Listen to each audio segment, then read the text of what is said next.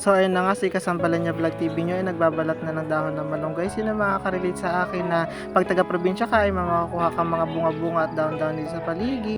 Yung tipo kung minsan ay walang-wala ka ng mauulam, kukuha ka lang ng talbos kamote, ng malunggay, tapos lalagyan mo na ng asin at konting magic sarap, papakuluan, ulam mo na.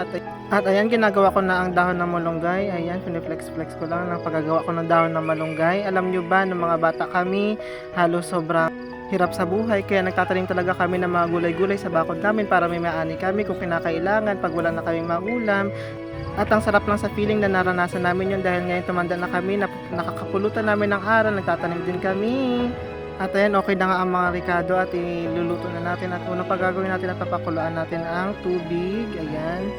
Tapos, yan, kumukulo na yung tubig. Alam nyo ba, nung mga bata kami, kada magtatanim kami ng gulay, nila mama, nila papa, kada mag-aani kami, ibebenta pa namin yun sa mga kapitbahay namin para meron kami pambaon sa eskwela.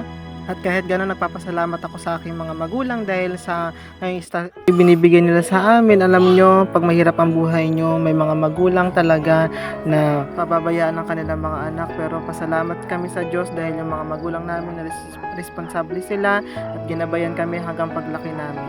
At ayan na, malapit na maluto ang ating nilakpa. Nilagyan ko na ng tubig para dagdag sabaw. So ayan, kumukulo na, nilagay ko na ang pritong isda at maya-maya maluluto din yan, tatakpan lang natin na saglit, tapos tiyang, tuyo na. Charot. So ayan, habang hinihintay ko na maluto ang ating nilapay, nakikipagkwentuhan lang ako kay Ate Matet at kay Kuya Del. Ang sarap lang talaga sa feeling na nandito kami sa kanila habang unemployed ang Kasampalan Vlog nyo. At ayan nga si Daddy, pasalpon-salpon lang, at ako naman ay pakapakape habang mayroong kanin, di ba? Sobrang sarap talaga niyan dahil ng mga bata kami, yan ang madalas namin inuulam. Yung may gatas ng kalabaw, lalagyan sa kanin, tapos konting asin. So ito na, lapos na ang ating nilapay. So titikman na natin. Yan, tinikman ko na nga. Oh, sobrang sarap talaga niyan. Walang mantika at ayan, gagala kami. Magro-road trip lang kami dyan sa labasan dahil na bored kami. Alam nyo ba, nung sinabi ko kay Ate Matet na magbablog ako, super supportive talaga sila sa akin na magbablog ako.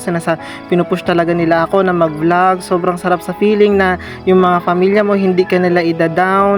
Bagko susuportahan ka nila sa lahat ng mga pangarap mo sa buhay. At ayan na nga, nasa labasan na kami. Hindi ko na pinakita yung paglabas namin kanina sa bahay.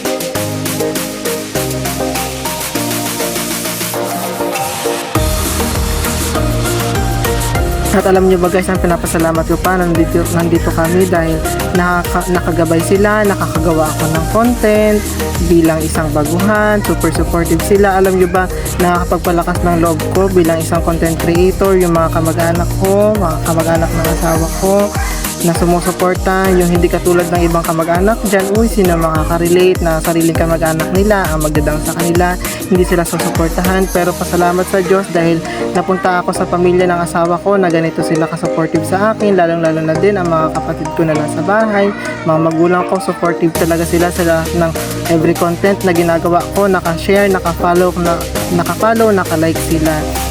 At ayan, malapit na kami sa bahay nila. Ayan na! Sobrang sarap sa feeling na naka-uwi kami ng safe, diba? Kada alis kayo, kailangan nyo din lagi mag-pray para maging safe kayo pa uwi. At ayan, welcome! Kain tayo! At ayan, nakauwi na kami.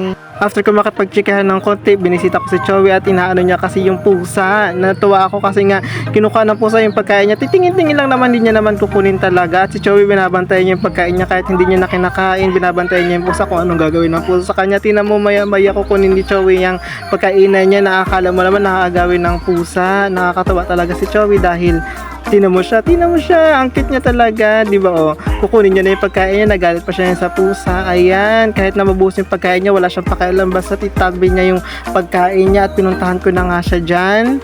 Ayan, tingnan mo siya, sobrang cute niya talaga. Ayan siya, tingnan mo, nagagalit siya sa amin dahil pinapabayaan namin yung pusa na nandyan lang sa gilid niya. Ayan so ayun na nga si Daddy. Hello Daddy, say to my vlog. Charot. So ayan, kinuha ko na yung pagkain ni Chowi, baka mabuhos pa talaga. Hindi niya na makakain maya maya kasi mahilig si Chowi, nagtitira ng pagkain at babaawin niya maya maya. Ayan na nga si Joey, sobrang cute niya. Alam niyo ba guys, nung hindi pa namin siya ginugupitan, yung buhok niya parang human hair kasi nga summer, kaya ginupitan si Joey. Ayan na nga, so gusto niya magpakarga ni Joey niya. Pumupunta siya sa amin pero hindi pwede dahil gabi na. Ayan na nga, hinihimas-himas ko pa yung ulo ni Joey. At ayan nga si Ate Madel, hintayin niyo po yung kanyang vlog. Yan, kasama ko siya mag-vlog. Bye-bye! Kasama Balenya Vlog TV, please